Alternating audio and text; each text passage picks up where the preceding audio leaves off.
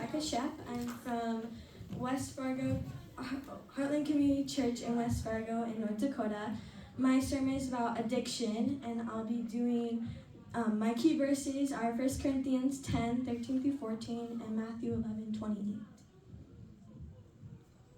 Addiction means your whole life surrounded by something that you can't ever stop.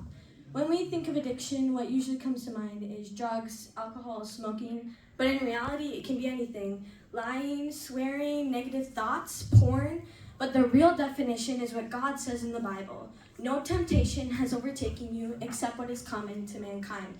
God is faithful. He will not let you be tempted beyond what you can bear. But when you are tempted, He provides a way out so you can endure through it.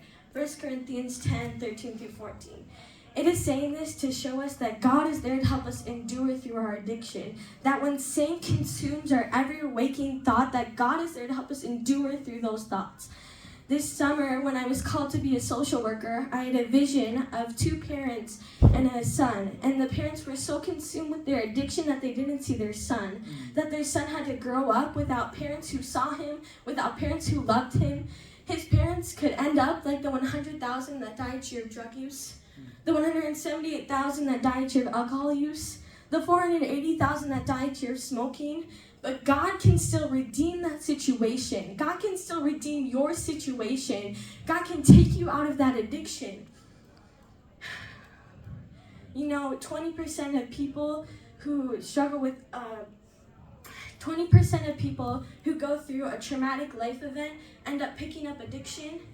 But the Bible says, "Come to me, all who are weary and burdened, and I will give you rest." Your addiction will not give you rest. Your addiction won't heal you from the things that make you broken, but God will. God will bring healing to the things that hurt. Your addiction only buries it. God heals it. And it doesn't have to be a label. You don't have to be known as a drug addict. You don't have to be known as the alcoholic. You don't have to be known as the kid in school who vapes, the smoker. But you can be known as a child of God. You can be known for something more. You can be known for your personality instead of your sin.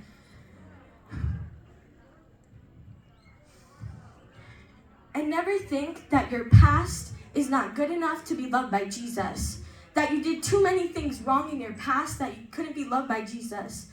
That my addiction was too bad that I can't be loved. I can't be saved. That my addiction, the things that I did, God would never love me. God would never see me for who I am, but that's a lie.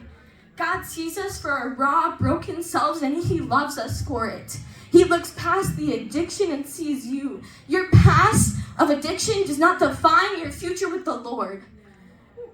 You know, in the Bible, Matthew, who struggled as a tax collector, is now a disciple of Jesus. David, who had an affair, is now in the line of Jesus and is one of the greatest kings in the Bible. Addiction won't give you rest. Addiction won't take away the burdens. Addiction won't take away the brokenness, but God will. God will bring healing. God will bring love, and God will bring light. Thank you.